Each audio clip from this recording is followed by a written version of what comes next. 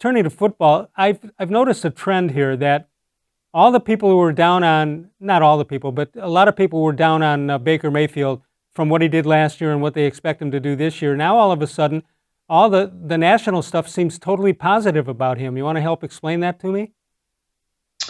Yeah, I think what we have seen is a transition from turning the TV on every Sunday and seeing Baker not performing well, going to a commercial and seeing him, turning out the lights at First Energy Stadium, checking the smoke alarms there. Pretty funny. He seemed to be, yeah, and people resented that. The people I know who were fair, I think unfairly, people were saying, "Oh, look at him! He's too busy cashing in on his celebrity and his success from his rookie year to put a lot of work into this season." And while I do think he's had a bit of a revelation that it's going to take a lot more work to keep getting better in this league, I thought that was kind of unfair assessment of him. He certainly wasn't doing those commercials during the season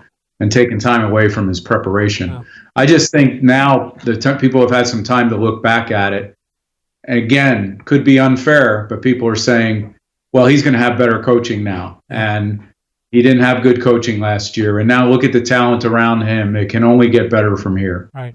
You remember several years ago when Colt McCoy was here and Romeo Crennel, and Crennel had a pizza endorsement before he ever showed up at training camp. And I think that Colt McCoy had a car commercial long before he ever took a snap at Berea. Do you remember all that? And there was a little unhappiness with that also.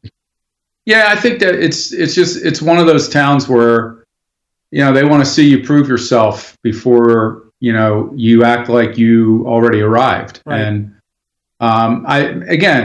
we saw what Baker Mayfield is capable of, I think, at the end of his rookie year.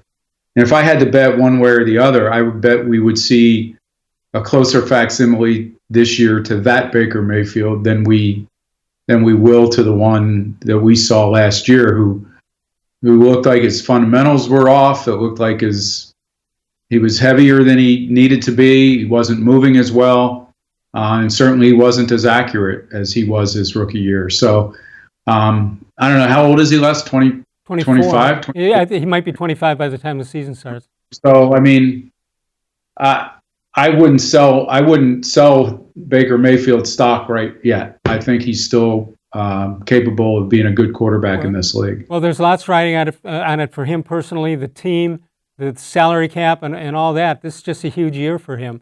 And if he repeats last year, that signals a lot of trouble for the Browns.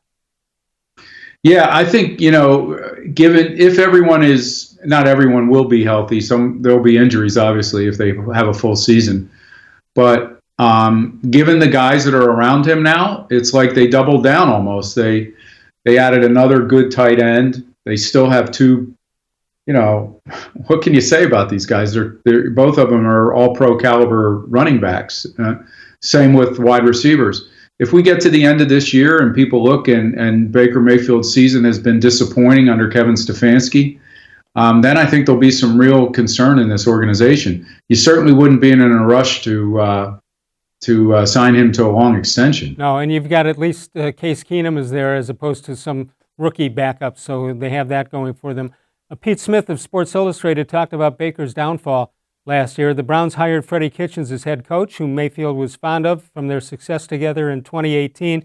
Unfortunately, Kitchens hired Ryan Lindley to be the quarterback's coach. Lindley has enjoyed success helping quarterbacks prepare for the NFL draft as a private coach, but he simply wasn't ready for this job.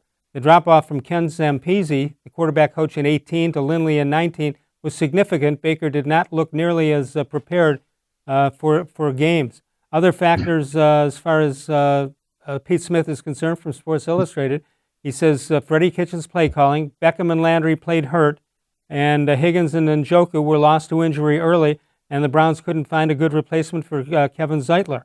So that goes into it. And then he talks about 2020. This is Pete Smith from Sports Illustrated. Heading into the 2020 season, the notion that this is a make-or-break season for Mayfield is overstated. He can't play like he did last year, but everything about last year was out of character for Mayfield.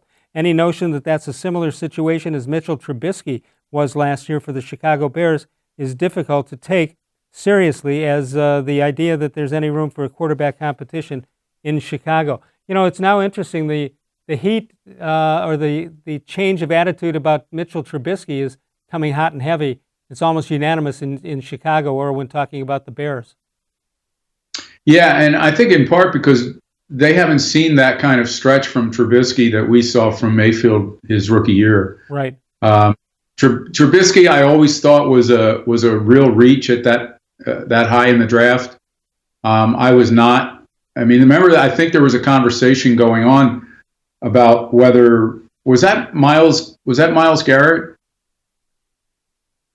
draft? Do you remember the choice for who? When Trubisky came out, did he come out the same year as Garrett? Yeah. Trubisky's played 3 years. So I know that there was talk that there was a difference of opinion in the organization that the coaching staff wanted Garrett, and that some people thought it was time to get that quarterback up high. I never thought that Trubisky was the guy that they should have done that for. I think Pete makes a lot of good points there. I wouldn't put Mayfield in the same, oh my God. In Chicago, I think it's like they don't think Trubisky's their guy. And I'm not suggesting that a less than stellar season from Mayfield would cause that same reaction in the Browns organization. But certainly if he has another season like he did last year, I think it might. I just don't believe that will happen.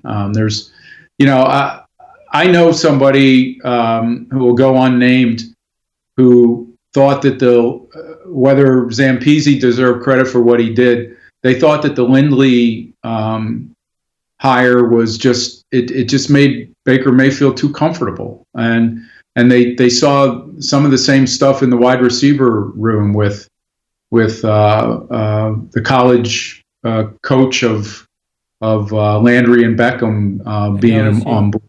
Yeah. And sometimes you just not every coach has to be Bill Belichick and hold every player accountable every minute of every practice, but you do need, especially for young players like Mayfield, you do need that feeling that somebody's pushing them. And I'm not sure that was there at all last year. All right.